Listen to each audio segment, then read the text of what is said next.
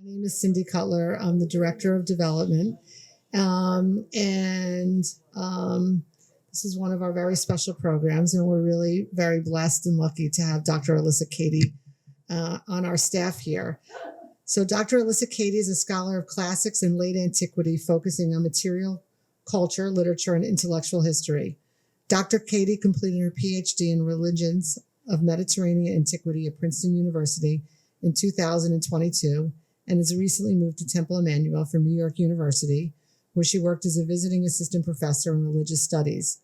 As the new director of the Center for Interfaith Dialogue here at Emanu-El, Dr. Cady spends her time organizing interfaith dialogue groups and scholarly colloquia, planning meditation retreats in the Catskills, and lecturing on religious traditions from both past and present.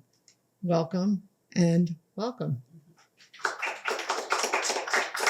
Hello, hi. Thank you all so much for coming. Am I close enough to the mic? No? Yes, now? Excellent. I will attempt to keep this right here. Okay. Fasting across traditions. So when I originally wrote out the outline for this, I had included a number of other traditions. However, it turns out that doing due diligence to these traditions requires more time. And so if you have questions about, say, Ramadan or modern fasting approaches, both medicinally and in sort of the secular realm, let me know. But for now, we are going to follow this talk. So we'll do the ancient Mediterranean diet, Yom Kippur and Antiquity, the Ember Days of 5th century Rome, optional, ordinary, and canonical fasting in Ethiopian Orthodoxy, and then the Nyang ritual, a fasting ritual in Tibetan Buddhism. So the ancient Mediterranean diet. The ancient Mediterranean is, as it has really been for several millennia, is a somewhat arid climate that is very temperate and wet in the winters and then quite dry in the summers, lending itself to particular staples that have actually held true for thousands of years. So for example, those of you familiar with early biblical literature might recognize the figs here, a staple of the sort of the early Levantine diet, seafood, small sort of herding animals like goats and sheep. And then on the left, you see these sort of yummy staples like olives, bread, olive oil, wine, and citrus as well. So this is actually a mosaic depiction of an olive tree plantation. The person on the right actually is depicted as playing the lyre, or the lute, I should say, actually, for the benefit of the workers to keep time. You'll see this is actually from Mount Nebo in Jordan. This tradition of creating wine and olives, we still see this today. So we still see modern wine bottles wrapped up in braided wicker baskets or covers. And on the right, you see actually a late 2nd century mosaic depiction of a wine flagon with a braided cover. And you'll actually see on here the purity lines depicting the high quality of the wine. So you'll see these right here. Here you have a early Phoenician wine production plantation. So upper left is an artist's reproduction of that plantation. You would fit the sort of grapes into this pit here. You would have workers stomp around. That would drain into this big vat, and then that would be stored in ceramic amphora or big jars, and then fermented underground. You still actually have a quite productive wine region in modern Israel. Here is a fun list of a lot of the different wine regions in Israel. My favorite is actually up in the Golan Heights with a beautiful sort of smorgasbord here to the left. You also have bread. Bread was a main staple. So on the left here, this is a mosaic or a fresco depiction of bread and garlic from Pompeii, late 1st century. And on the right, you actually have a modern reproduction of what that bread would have looked like. You also have individual ways of making bread or milling grain. So on the left, we have rotary quern stones. You would feed the grain into the middle of these stones and then rotate them around, and that would very slowly grind up the grains. You see the woman on the right is collecting the milled sort of flour in a wicker basket. And then you have the sort of tanur or tandoor ovens in which you could bake bread and a number of other things like meats, for example. And these come out looking very close to pita, actually, modern pita. You also had larger scale productions of bread and grain. Here, for instance, this is also from Pompeii. This is a large villa complex in Pompeii that had a giant sort of mill and bakery section in it. And actually, you can see here that some things truly do not change. Here is a fresco depiction of pizza.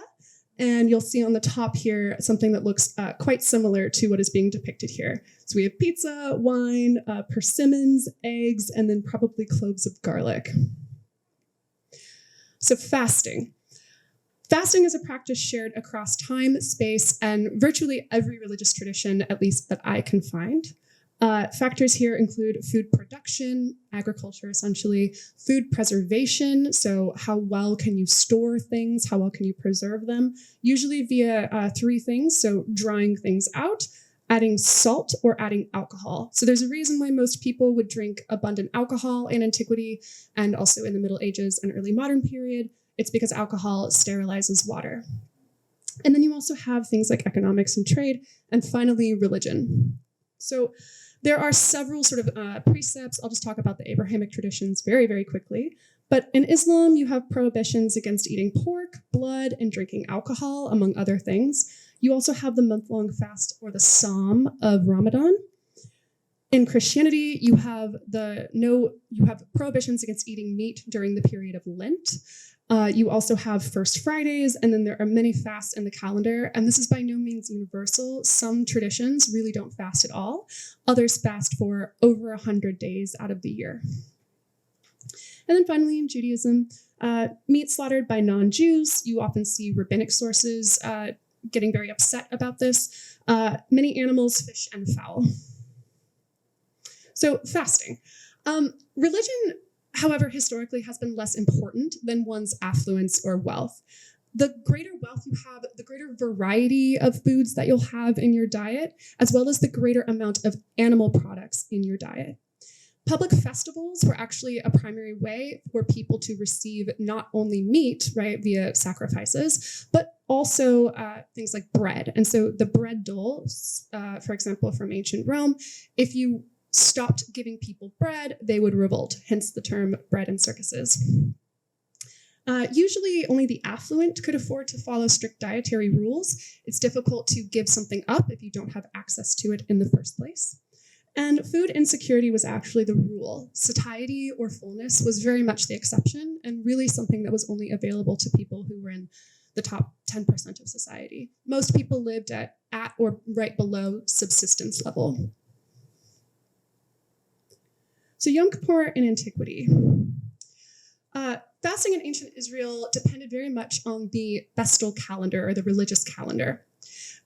It ordered daily life, Sabbaths, and holiday meals. It required extensive preparation of particular foods at particular times. And it also dictated fast days. So that we have several biblical references to fasting in antiquity. For example, in Ezra, we see Ezra fasting before he supplicates God. So too in Nehemiah, you have a sort of penitent crowd who's fasting. They're in sackcloths. They rub dirt and mud all over their hair. They assemble before God. And then in Isaiah, God grumbles about these sort of improper ways of fasting, or fasting just for attention or for clout, as you would. You also have specific verbiage that refers to fasting. So the phrase, you shall afflict yourselves, or you shall deny yourselves. I've sort of written out the transliteration of the Hebrew here. That actually is a technical term for fasting in the priestly law. You can see several times where this is used, this particular phrase. The primary one, though, is Leviticus 16, and this actually provides the sort of biblical base or backbone of sort of scholarly understandings of Yom Kippur prior to the building of the Second Temple. So this is sort of an atoning ritual described in Leviticus 16. I'm sure that this is familiar to many of you, but we may as well go through it. So this describes a penitential rite performed by Aaron, the first high priest. This was performed to atone for transgressions committed by Aaron's two sons, for which God killed them. It involves the sacrifice of a bull and 2 goats. One goat is sacrificed as a sin offering, and the other is given to Azazel, a sort of enigmatic figure or symbolic figure, depending on the source you read, and sent off into the wilderness. This is actually the sort of expression or the ritual from which we get the expression, the scapegoat. The burning of incense and the sprinkling of blood inside the Holy of Holies. So this is the innermost sanctum of the tabernacle. It's God's dwelling place on earth, and it's only accessible once a year on Yom Kippur by the high priest. So we see rabbinic discussion of Leviticus 16 later on in Antiquity, so in the late Antique period, well after the destruction of the Second Temple. So this in Bavli Tractate 6, Tractate Yoma, we see a rabbinic discussion of the preparations and responsibilities of the high priest, the selection of the animals to be offered to God, the scapegoat laws, certain rituals like what to read publicly from the Torah, immersions or ablutions, clothing changes, the duties of the high priest in the Holy of Holies.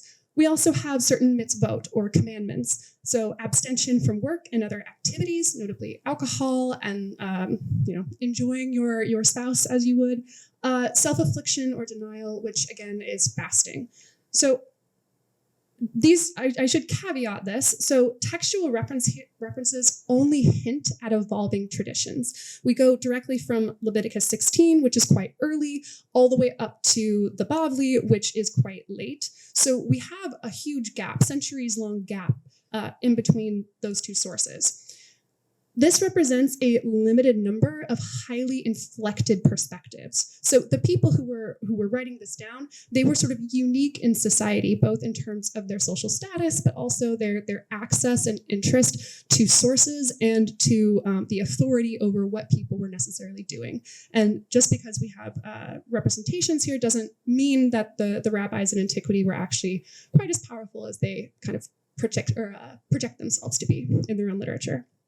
Scholar Daniel Ben Stokel Ben Ezra writes that he strongly objects to the possibility of finding out the understanding of this or that aspect of this or that ritual in Yom Kippur in the Second Temple or Rabbinic Judaism, especially if limited to an analysis of Leviticus.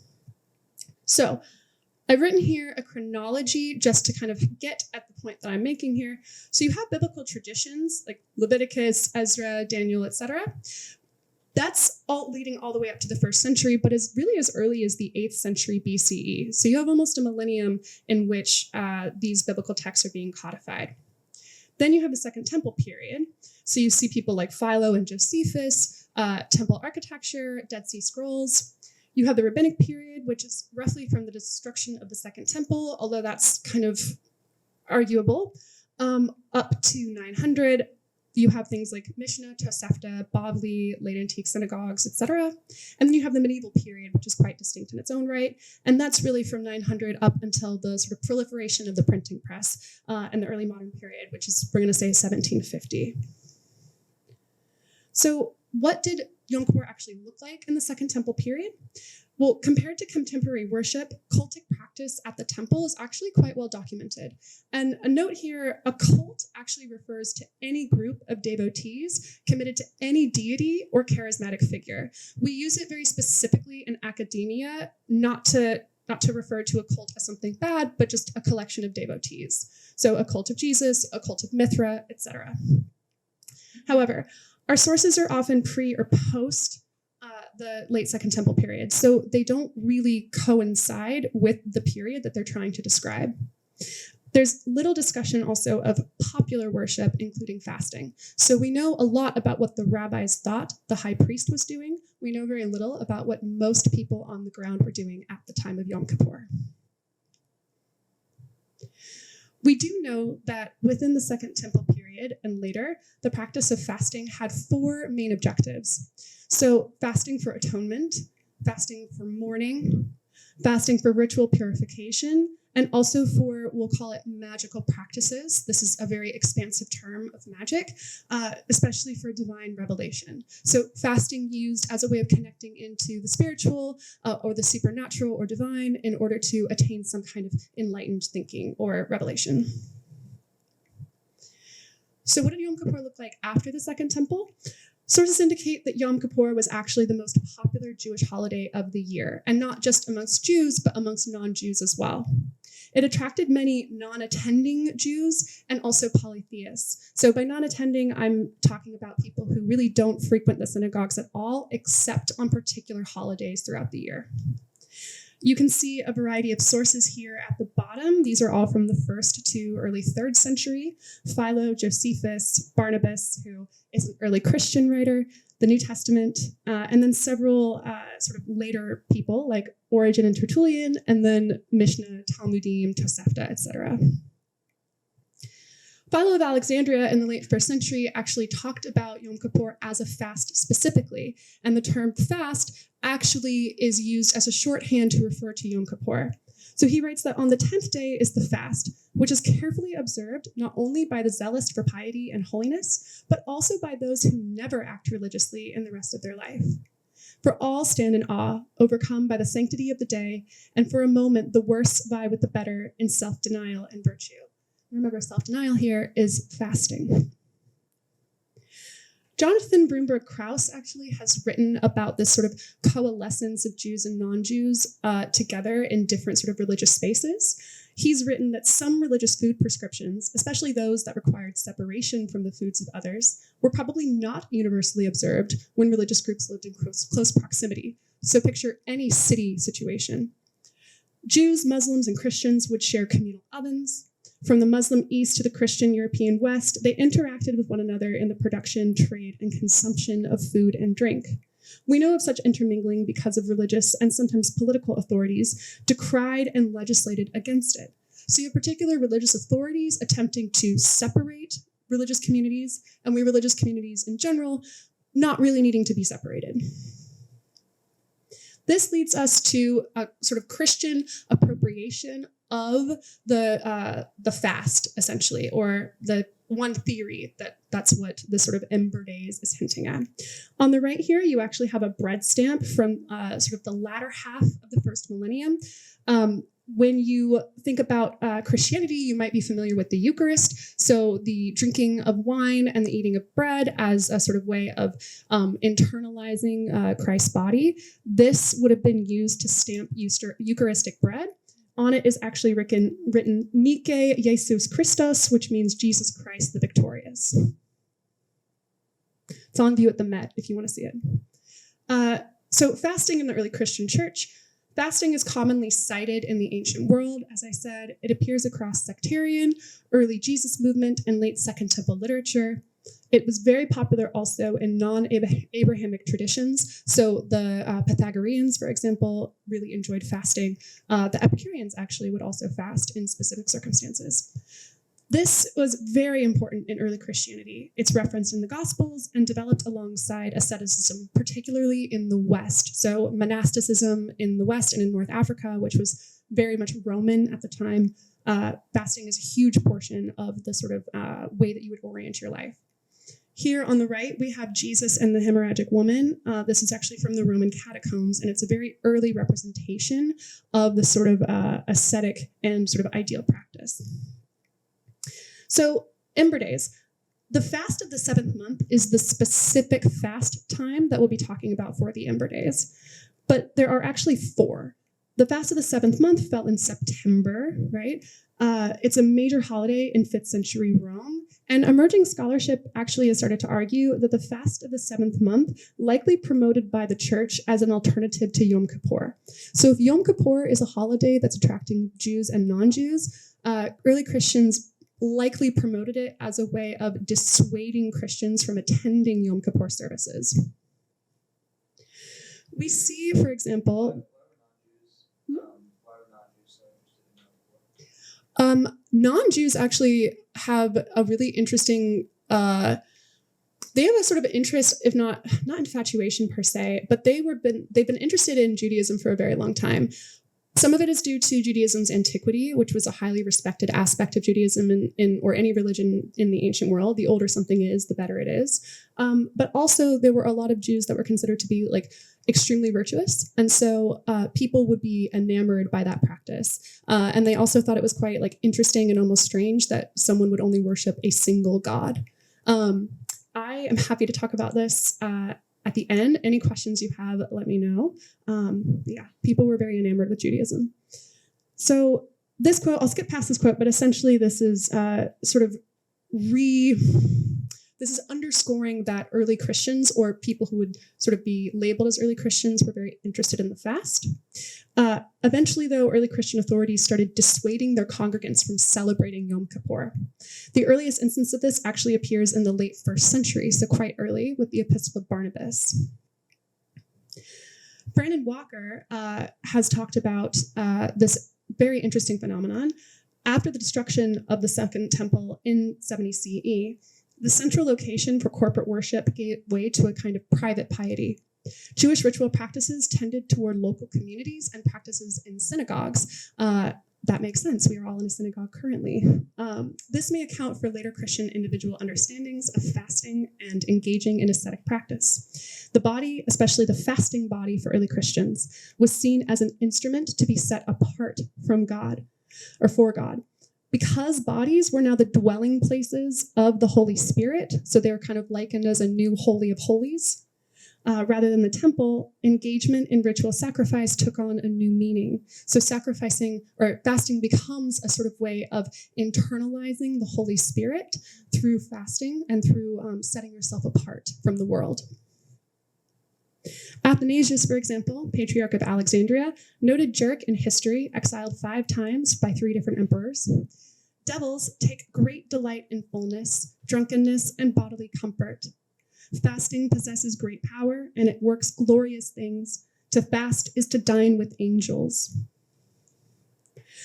Joan Bruggen from Rufa has actually written that early Christian texts show Christians fasting to prepare for baptism, to mourn and commemorate Jesus' death, to better resist temptation, to obtain revelation in response to persecution, and to care for the poor and address community needs and support community goals. She continues to write, this fasting practice reflected strongly held convictions because Christians were living in an age of joy inaugurated by their risen Lord. Fasting routinely practiced as a ritual act of lamentation was no longer appropriate behavior. So rather than a day of atonement and mourning, this becomes a day of celebration for the sort of liberation that Christians believe they receive through the sort of sacrifice of Jesus. So Jesus is actually likened as the sort of scapegoat himself. So I want to keep moving on, but the origins of the Feast of the Seventh Month, people used to sort of locate this as a sort of intellectual practice found in readings of Leviticus 16. That saw a strict division between Jews and Christians that really didn't exist in Antiquity. It's anachronistic and ahistorical. The earliest Jesus followers were Jews themselves, and non-Jewish followers encountered early Jesus movement as a sect of Judaism. We're a little cut off here, but this sort of theory that that's Christians sort of mining Leviticus and then coming up with a ritual ad hoc, this actually ignores points of shared worship, such as Christians and non-Christians attending Yom Kippur along with Jews. So we find the first sort of references to the Ember Days and the fast of the 7th month in a Paschal or Easter sermon in the 5th century. It portrays the Roman Christian fast as a sort of transformed Roman Jewish one. Direct contact then between ethno-religious groups is sort of grounded in the religious calendar and sort of exposes the porous boundaries between religious groups. So Ember Days is one of 4 holidays, the fast of the 7th month, the 10th, which is Christmas, and then the fast of Pentecost and Lent. These are collectively known as the solemn fasts. I'm going to skip past this. This is if you're interested, I can post these slides. This is a sort of quick breakdown of these 4 Christian traditions, Christmas, Pentecost, Lent, and Easter. They're very precise, but people will refer to them. So if you're curious what they are, then you can look in these slides. So another Christian fast that we can talk about began very, very early in the 4th century, 5th century, and is practiced very much today, alive and well, in modern Ethiopia. So Ethiopian Orthodox Christianity is one of the most ancient denominations of Christianity in the world. It presumably, or sources sort of indicate that it actually spread to Ethiopia by the 4th century. There are today about 60 million Ethiopian Orthodox Christians.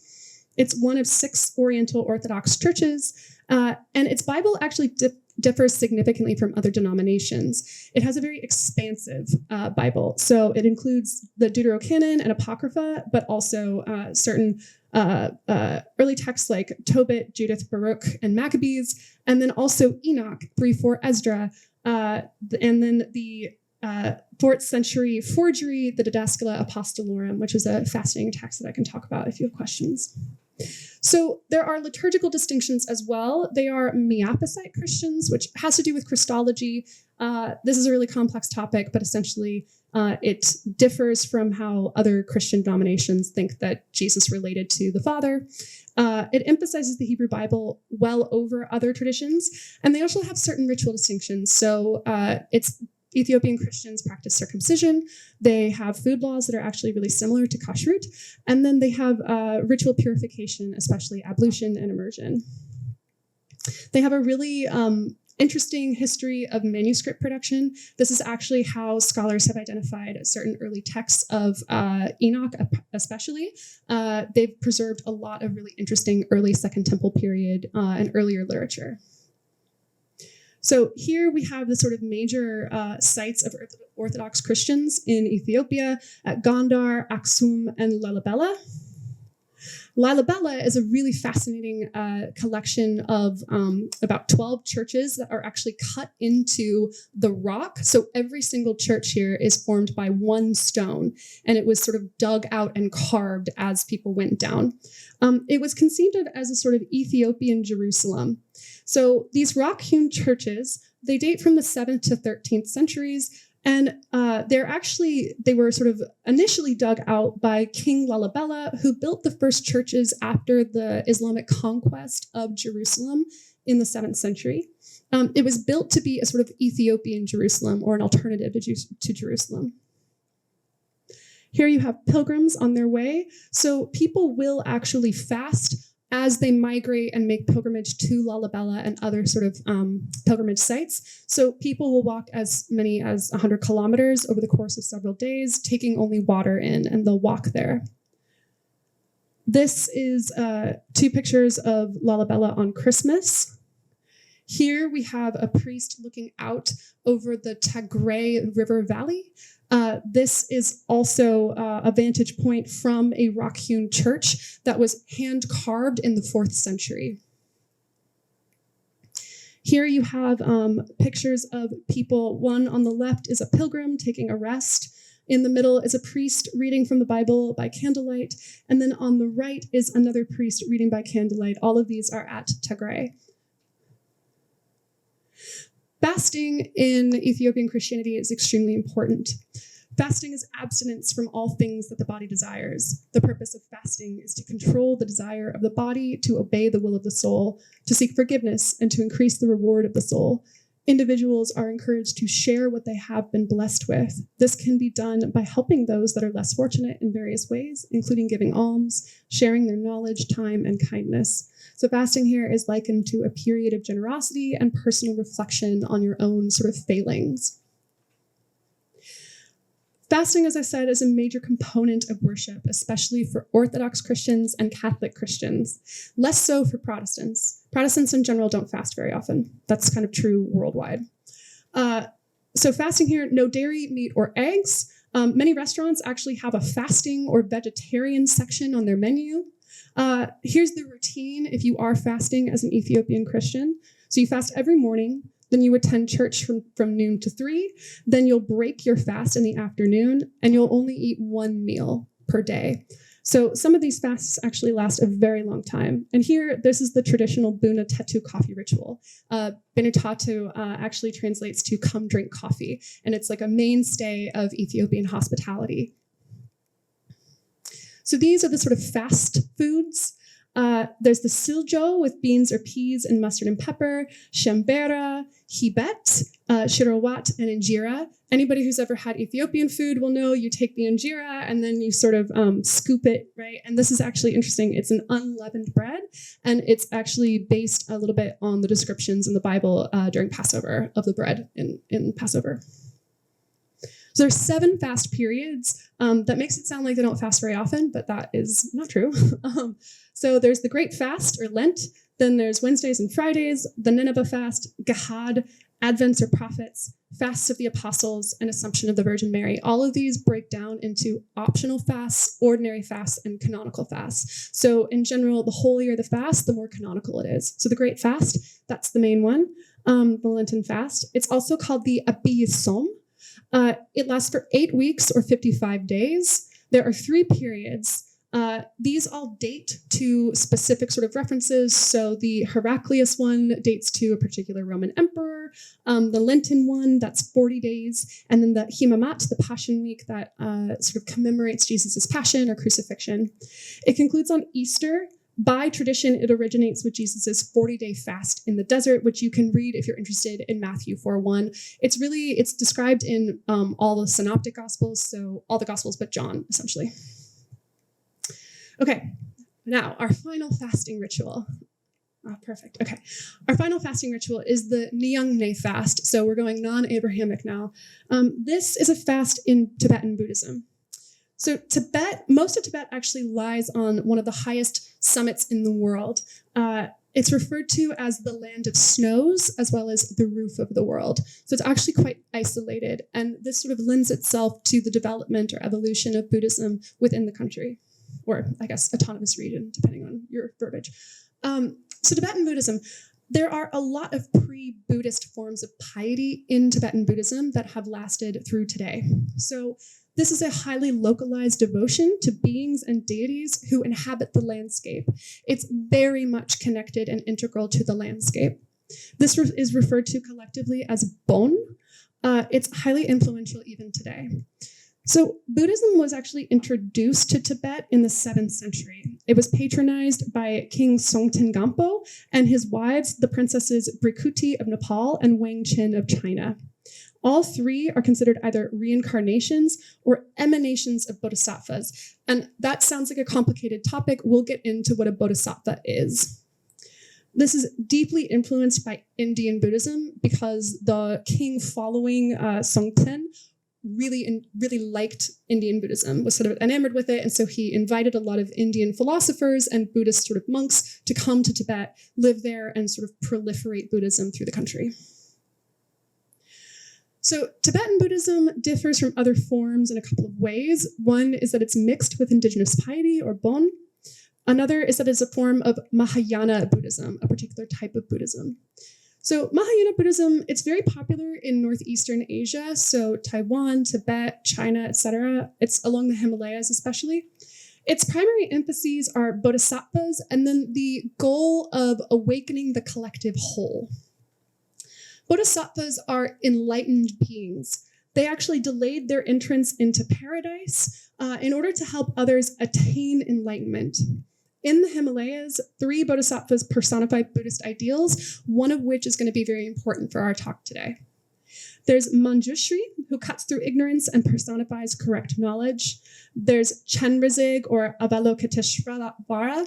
Chenrezig is the Tibetan name for him. We'll focus on that name.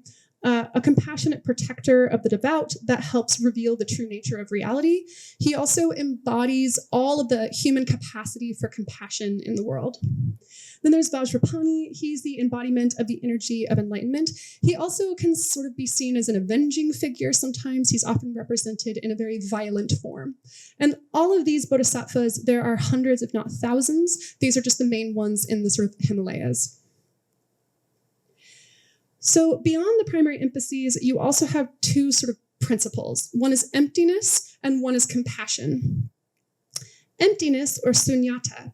Emptiness is not nothingness. Emptiness is actually the concept that everything exists, does so within a web of connection, that nothing exists on its own. This is true for inanimate objects all the way up to sentient beings. So one way of picturing this is thinking about the process through which your clothes come to be formed. If you're wearing cotton, they were grown by someone, then harvested, shipped, processed, shipped again, formed into something, arrived at a store, and then you purchased it. Everything exists in a web of connection, and that is especially true for sentient beings. So no one and nothing is truly independent, but rather exists interdependently. The second and resulting principle is compassion. It arises from the realization of this universal interdependence and necessitates that one's quest for awakening goes beyond the individual. Rather, one must work for the benefit of all sentient beings. This is why most Buddhists are vegetarians. And actually, many Buddhist monks will walk with a broom and sweep. The reason they do this is to avoid accidentally killing any bug or insect, because of the idea that in reincarnation, that insect could be a soul that was once a human or will one day be a human as well. So Buddhism in practice. Tibetan Buddhists utilize Tantra and what's called Paramitayana. Tantra refers to esoteric practices. So this would be engaging in scriptures, hand gestures, vocalizations or mantras, and visualizations like mandalas. So this here, for example, is a 18th century mandala. The Paramitayana is the cultivation of certain virtues: wisdom, meditative contemplation or concentration, diligence and discipline, patience and generosity. So Mahayana meets Bon in Tibet in a really interesting way.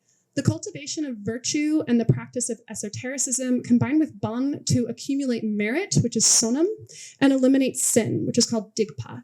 And sin here relates specifically to actions or orientations of the mind. So jealousy or hatefulness, but also theft, murder, things like that. Merit is spiritual capital that leads to a better life, whether in this one or the next or the next or the next. And this leads us into certain practices, which will eventually be fasting. So prayer flags, does anybody know why prayer flags are an act of compassion?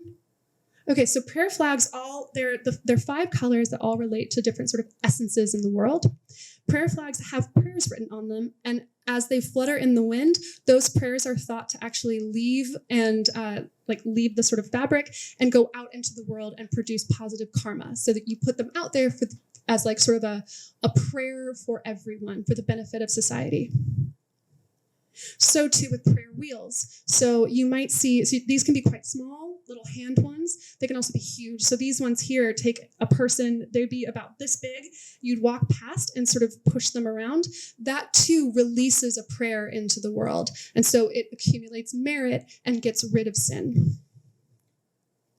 The Nyungne ritual is another way of accumulating merit. This tradition relates to a nun named Golongma Palmo, and you'll sometimes see this written without a G in the middle, just if you want to Google her later. So according to tradition, Golongma Palmo was a princess of the kingdom of Odayana, which is actually in modern Afghanistan. If you were interested, I have a hidden slide that talks about that kingdom and Buddhism's relationship to it. This is from the 10th or 11th century. She renounced a so-called samsaric or worldly existence in favor of asceticism. Yet while in asceticism, she actually developed leprosy. Leprosy is a sort of catch-all term in the Middle Ages and earlier that refers to sort of any kind of skin condition or virus that would infect others, that would cause some kind of physical signs of deterioration. It was often associated with sort of moral failing. But in any case, she loses several of her limbs, including her hands, and she's sort of forced to live in isolation. She then goes on a quest, and she prays and fasts. She finally receives a vision that directs her to find a mysterious temple in the jungles of China. And she along the way acquires siddhis or special powers and a supernatural retinue. She finally arrives at a self-risen statue of Chenrezig, who, as we recall, is the bodhisattva embodying all compassion and human potential for compassion. She vows to remain there and pray and fast until finally becoming enlightened. The conclusion of her story, she overcomes certain demons, inspires kings, and receives new hands, a rainbow body, and other powers. She becomes a bodhisattva of Chenrezig, or an emanation of him, which means that when people pray to her, they are also praying to Chenrezig. So it's almost like she becomes a sort of a line to him, or a direct connection to him. She then founds a lineage that is still practiced today. And if you read some of the sort of the recordings of her or sutras around her, she performs all these miracles. So in one case, for example, someone doubts that she can perform miracles. So she actually cuts off her own head, flies around for a while, and then puts it back on. And her followers are said to have done similar things. So the Nyungne ritual. It's the performance of the Nyungne ritual involves ample preparation as well as intention, recitation, prayer, vow taking, and abstinence from many foods and activities over multiple days. The Nyungne ritual usually lasts about 8 days, but we'll get into it. To be ultimately correct and pure, every tantric or esoteric practice must have 3 components of perfection: a proper beginning, middle, and end. Then we reaffirm our wish to perform the practice by engendering the enlightened attitude, meaning we wish to practice for the benefit of all sentient beings, since enlightenment is only possible through devotion to the benefit of others. That was written by Wangchen Rinpoche, Buddhist fasting practices. This is actually a modern monk who's speaking about the modern practice of Nyungne today. The main idea of the Nyungne is that the attenuation of the body by abstinence from foods facilitates union of the soul with the divine, or at least sharpens insights into the spiritual. The idea being that if you are less focused on satisfying your sort of hunger for things, food but others, you'll become more focused on the divine, and you'll actually have a greater sort of tap into the sort of connection into the divine. It's an integral part of lay and monastic practice. This occurs in regular cycles, so it occurs at each full moon or sometimes in longer periods. There are so-called Uposatha days, which is the 8th day of every year. So every 8th day, someone fasts. Uposatha actually means fault, and it would be a time for one to contemplate on their own faults. This might sound sort of familiar to those of you who fast for Yom Kippur. It accumulates merit as well. So this can be directly by practicing for yourself or for someone else. So you can actually, let's say that you have a friend who's pregnant and is having a hard time, you can actually fast on her behalf, and that will accumulate merit for her and will sometimes, according to tradition, lead to healing. You can also patronize or sponsor other people. So you can donate funds to the building of a pagoda, or you can provide food for a monk who is fasting. This will also get you merit. Locations. So this usually occurs actually at geomantically significant places. Geomantic is probably not a word you've heard very often. It essentially means any kind of special place that has a particularly like sacred association with it. In Tibetan Buddhism, because it's so connected to the landscape, these would be natural places. So sometimes waterfalls, but also confluences. So Pittsburgh could count, right? It just depends on where you are. It ensures a positive flow of spiritual influences throughout the landscape, though. The ritual itself, so you have to abstain from violence, sex, deception, altered states, meaning like alcohol or other items, luxury, and eating after noon. It's also a time for contemplation of balts or uposatha, and meditation and prayer, and then the taking of vows. There's a cautionary tale of someone breaking a vow. He promises his mom he's going to be a good boy and take a vow to do a Nyungne. He fails to do it, and then he is ultimately transformed into a demon and is condemned to hell, or one of the Buddhist hells, with a wreath of jagged edges around his head for all of eternity. So don't break your vows. The Nyungne as embodied remembrance. So the practice of Nyungne, you sort of embody Gelongma Palmo's suffering if you yourself are suffering too, and it allows you to sort of reach enlightenment through a sort of embodiment of her experiences. So to attain liberation from physical and mental suffering, Gelongma Palmo sought to eliminate her accumulative stock of negative karma. Using the Bodhisattva Chenrezig as a meditative object, she performed physical, verbal, and mental actions involving prostrations, fasting, mantra recitation, and visual meditation. Participants believe that her actions and the devotion with which they perform caused a karmic purification, eliminating sickness and leading to enlightenment. This belief shapes Nyungne practitioners' ideas about their own capacity to transform. The nun's physical sickness and a slippage of meaning is equated by participants with their own suffering of the physical rigors of the rite itself. I'll finish off this talk with a quote from a modern Tibetan monk Migmar. If we experience suffering ourselves, then we can then relate to the sufferings of others. From birth to death and the stages of loss, grief, old age, and sickness between there is suffering. But courage in face of suffering is possible. Suffering can be overcome, and we are all capable of transforming hardship. In regards to Nyungne, we must all believe we can do it. We must have strength and think, I can do it. Thank you.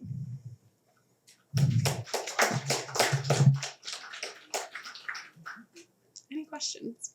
Yeah. All right. What about Tara and wisdom? Tarot and wisdom? Yes. Okay. Tarot. T-A-R-A. Tara is important for wisdom. Mm-hmm. So could you comment on that? Could you give me a little more context? Tara is another bodhisattva. Yeah. Okay.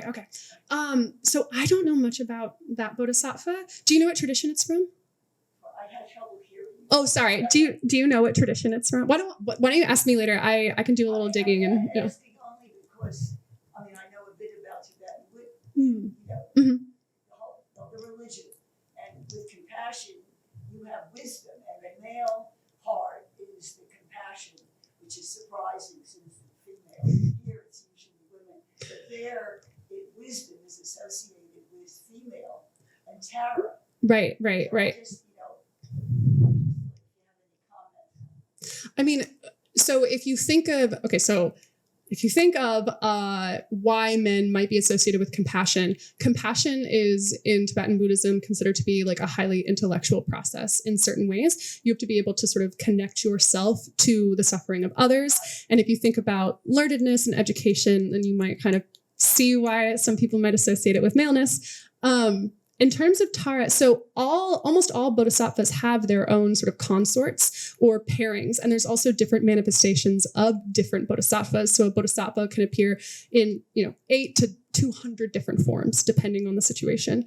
Tara, though, I believe Tara is also, I don't know much about Tara, but yeah, okay, because Chenrezig is really thousand-armed Chenrezig is really the manifestation that is associated with the Nyungne. Thousand-armed because he became a bodhisattva and then was working towards the good of all humanity. And then he doubted for a second. He checked back in with the world, saw that it was even further away from enlightenment than it ever had been, and doubted for a second and then fell apart. And then he was reassembled into this thousand-armed version of himself. Yeah, sorry, I wish I could comment a little further. Any other questions? Yeah. All right, there's a lot of parallels here. Mm-hmm.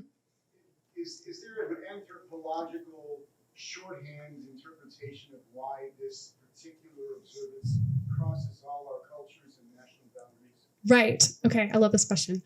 I love all the questions. Ready for this one? Well, I've been thinking a lot about it lately. I think that we, if you follow the sort of theory of human evolution and migration into different territories, and then sort of, things can convergently evolve, right? Things can appear across disparate and unconnected areas. But really, humanity was at a certain point sort of one giant tribe, if you will, right? If you go far enough back into the world history.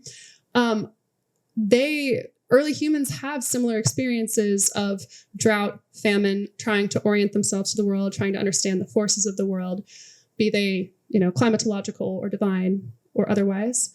I think that the reason why you have so many, why you have so many traditions that fast really is because they all sort of strive for the same thing.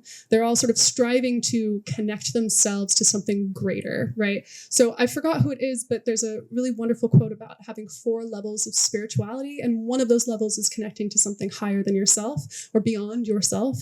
I think fasting can get at that because if you think about it from an ancient context, if starvation is the norm, the idea of intentionally starving yourself is somewhat insane, right? But it's that sort of lunacy or insanity that will connect you to something that goes beyond like the human capabilities of understanding. It's a transcendent process. That's what I think it's getting at, right? The sort of willful attenuation of the self, both corporally and in terms of the sort of individual conception of you as a finite being. So, does that make sense? No? Yeah. All fasts, Yeah. which do you think is the harshest? The harshest, like the hardest to do, or the one that has the hardest repercussions for failing? Whichever you think is the harshest. Well, breaking a fasting vow in Tibetan Buddhism is a really big deal. In Tibetan Buddhism, there are actually a variety of hells, and there are a lot of demonic forces.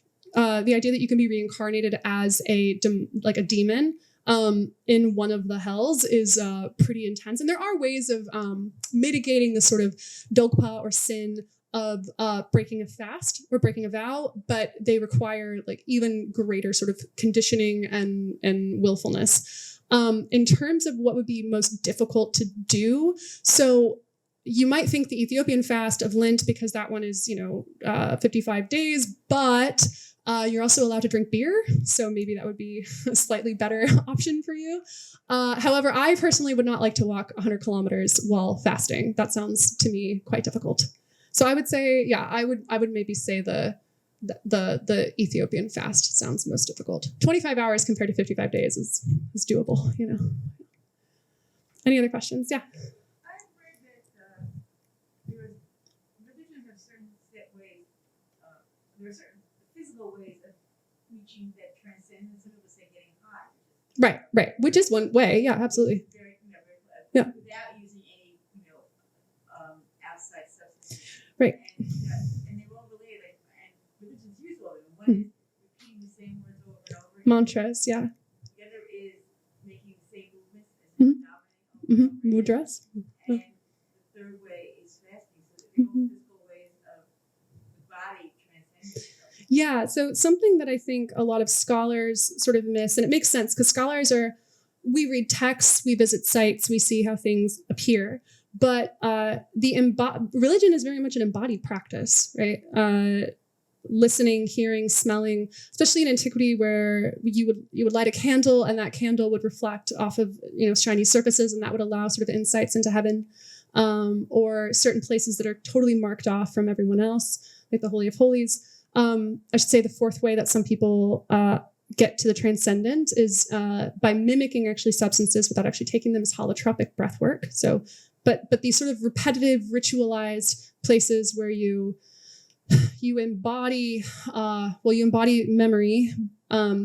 You are calling upon a higher power, and you're also calling upon the sort of collective identity. Like identity is almost suspended in a way. It's a very personal process that is difficult, I think, for scholars to describe, and perhaps even more difficult for them to access in a way that they can reproduce, right? So the sort of scientific process of scholarship is reproducibility, control of variables. Subjective experience is very difficult to place in academic study, I think. Yeah.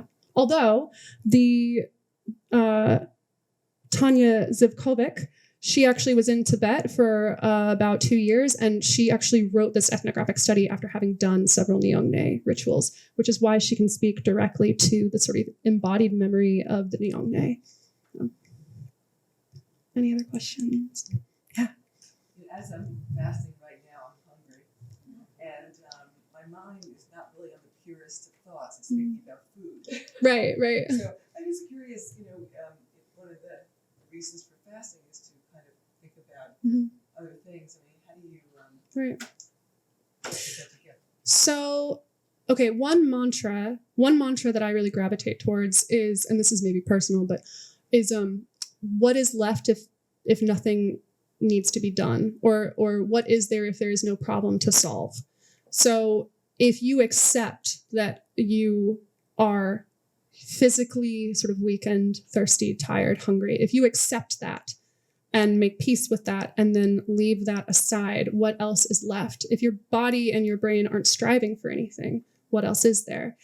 And it creates a kind of space to lock into, right? That kind of space where I accept that I am in pain. I accept that I, didn't get the memo out, made a mistake on my report, did whatever.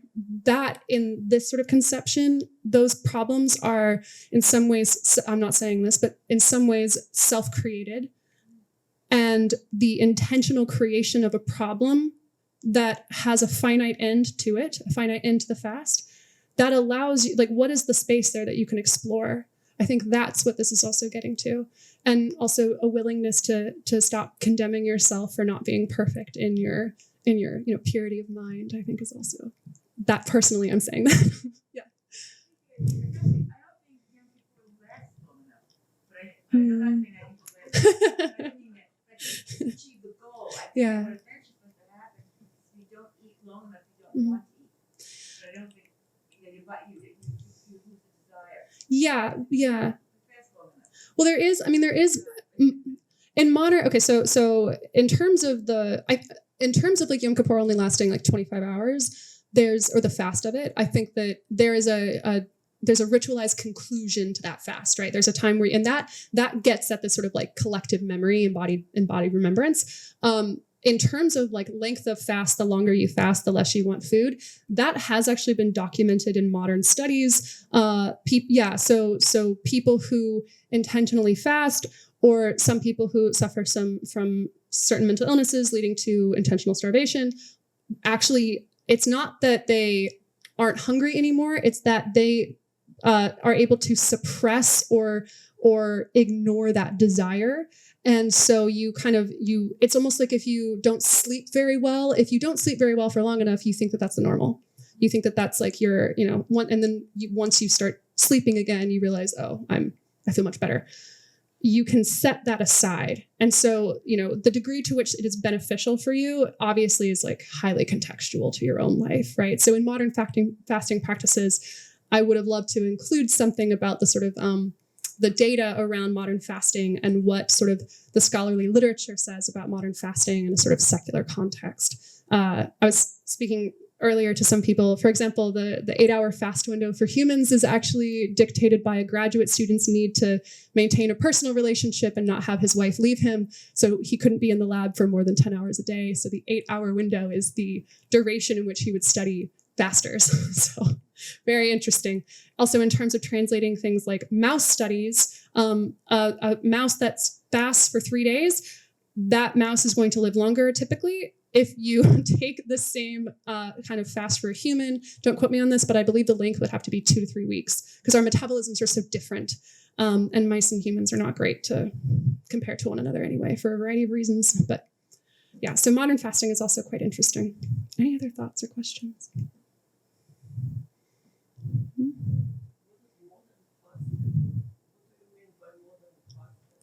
So what is meant by modern fasting?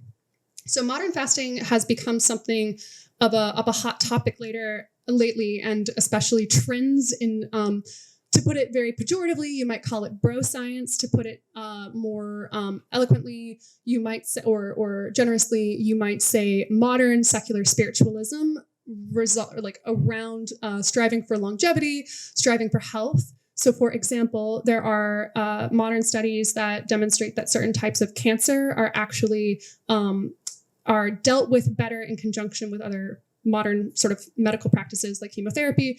It is, some people fast, and that actually can be helpful. Or, for example, children who have epilepsy often are placed on what's called a ketogenic diet. So ketones are a sort of alternative fuel source that your body can make and can process with a complete lack of sugar, or almost a complete lack of sugar, carbohydrates. These are special cases, though. There are a lot of people these days who try to fast as a way of losing weight, who do time-restricted eating, so only eat from, say, noon to 8, as a way of either losing weight or sort of gaining certain health benefits. These reports are often sort of second or third hand sort of more mainstream understandings of a body of scientific literature that is slowly emerging. And so modern fasting practices, I had intended to do sort of a larger sort of deep dive into what those are. But I can also point people to resources if they are interested in learning more about this. Yes. Yes. Yeah, actually, yes. So that's the rest and digest. So eating briefly before bed can disrupt sleep. Not as significantly as, say, alcohol or cannabis can, but eating before bed does disrupt sleep. You don't want to be hungry, though, either. You also want to, lower the temperature of the room that you're in by several degrees, things like that. So. Anything else? Okay. Thank you all.